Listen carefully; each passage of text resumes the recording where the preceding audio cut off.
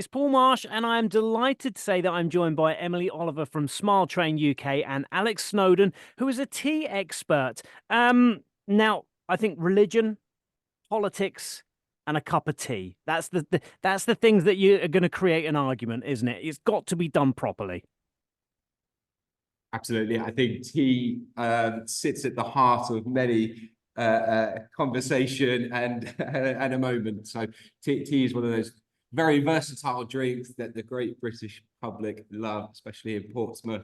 In the UK, there are over 100 million cups of tea that are drunk every day. So the obsession continues, which is great.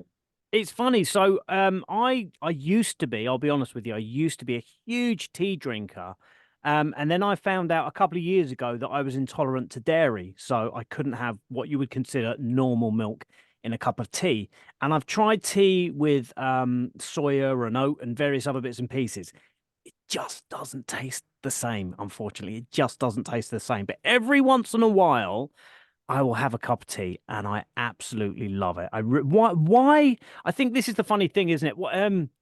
It's in a film, isn't it? Cups of tea got us through the war, and if you think I'm going to war without this, you're mistaken. That's like how serious we take our tea.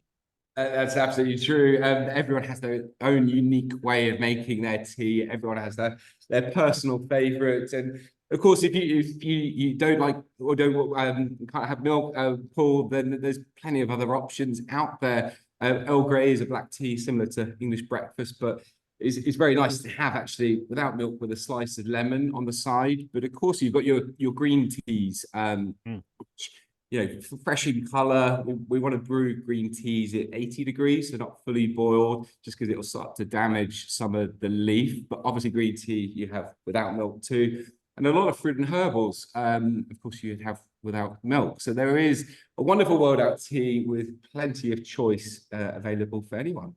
Emily, what reaction do you kind of have when you go around to somebody else's house and they make you a cup of tea and it's not necessarily done the way that you would like it?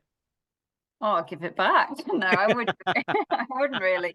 No, I mean, I think I'm a green tea drinker. I'm not a fan of English breakfast, to be honest. So you can't go too wrong. The only thing with green tea that for me you could go wrong is if you leave the tea bag in too long or take it out too early. I think that's happened to all of us at some point, because let's face it, we all lead busy lives and we all do that. We all pop that tea bag in and then we start doing something else. And then you go back and it's been 5 minutes, 6 minutes, whatever it's been. And you go, oh no, it's no good now. The difference is some people will start again. Some people won't, will they? Some people will just take the tea bag out and serve it as it is, which is a huge no-no, right?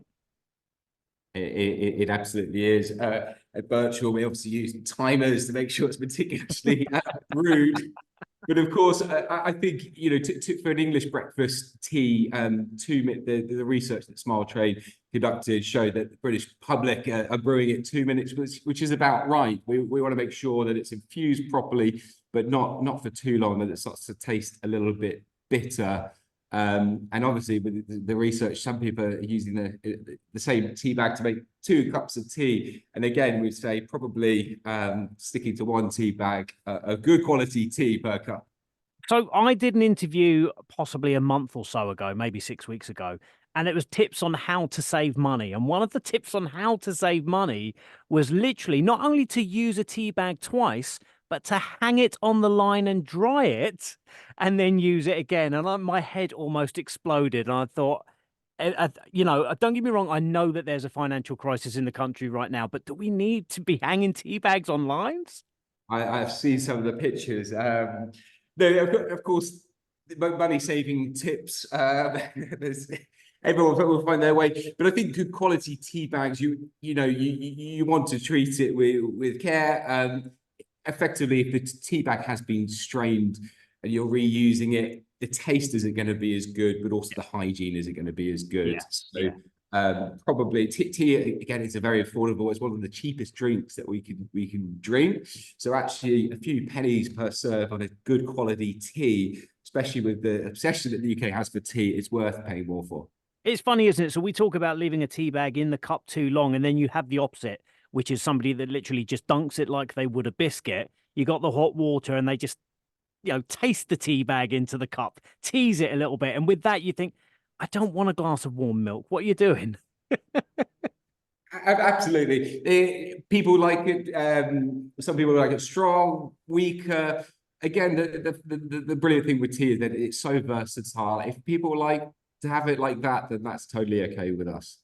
Emily, I've done a few interviews myself with Smile Train, and of course, you have the big Smile Tea Party going on. Tell us a little bit about that. Yeah, absolutely. So Smile Train with the world's largest cleft charity. We've been going now for 25 years, which is a great, a great milestone for us. The Big Smile Tea Party is our flagship fundraising campaign in the UK. So this year, we're encouraging our wonderful supporters to host a tea party during Cleft Awareness Month, which is in July, which is perfect time for the summer. And it just raises awareness around what a cleft is, how it impacts a person, and it really just sparks conversation.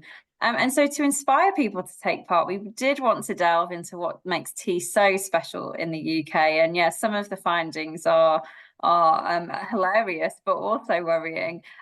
For us, it really is about having fun. And, for us, fundraising is such an important part of our charity. Without donations, we would struggle to support children in need around the world, and every single penny that's raised really does help fund life-saving cleft surgery and comprehensive cleft care. So it really makes a difference, and we'd love you to also get involved. So if people want to have their own tea party and they want to raise a little bit of money for Smile Train, how can they go about it? Where's the best place to get involved? Absolutely. So to host a tea party, all you need is people, some friends, some family or work colleagues, so maybe a slice of cake, some biscuits, and either host it in the house, in your workplace. And it really is as simple as that.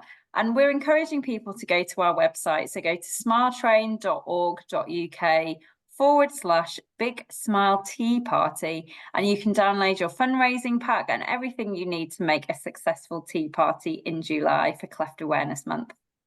Just to finish off with our chat, there's something I want to ask you guys. So we've got the top 10 cardinal sins here for making a cup of tea. We haven't got time to do the whole 10, so we'll do the top 5. But I want to ask you both to rank them, like maybe out of 10 yourself, how bad it is, and would you still accept a cup of tea if this had happened? Okay, so 10 being the worst and 1 being the best. Okay, number 5 is not rinse in the cup in between brews. Where would we class that one? Alex, you go first. Pretty bad in my opinion. I think especially if you're sharing with people in the office, yeah, you must have a clean glass, please, in between brews. So how bad are you ranking that? Is that 7 and 8? 7 or 8, I think. Yes. Yeah. Yeah. I'd agree with that, but I'm guilty of it as well, so I can't. I'm not one to speak. Number 4 is using the same spoon for tea and coffee. Now that is a bad one, isn't it? I think that is a bad one. Again, a 7 or an 8.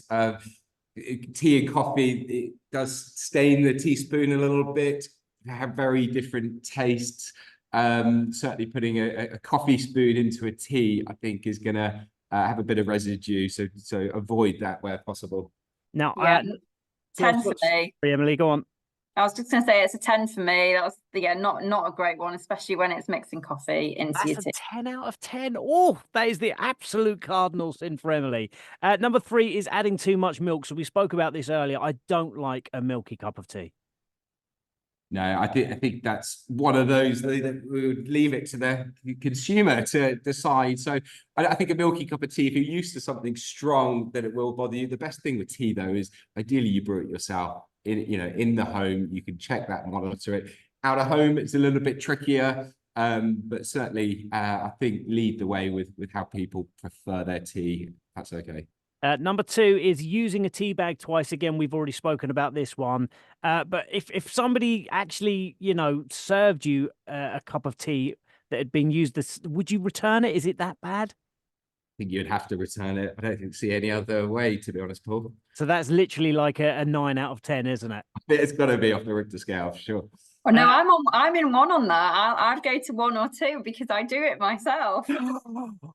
Emily, I know.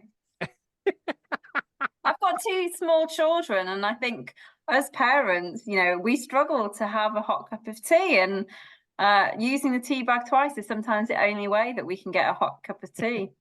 I don't want you two to fall out over Zoom, okay?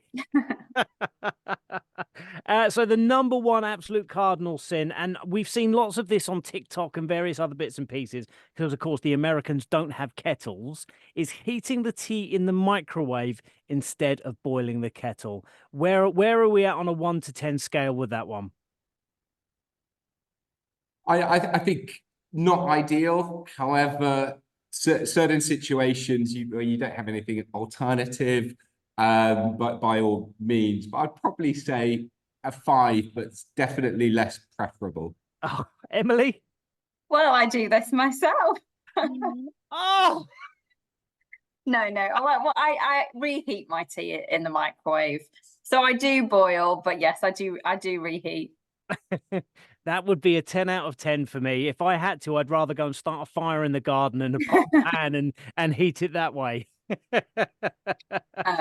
Look, amazing. Emily, Alex, thank you so much for talking to me. I really do appreciate it. And just for one last time, if people want to get involved, in the big Smile Tea Party, where can they do that, Emily?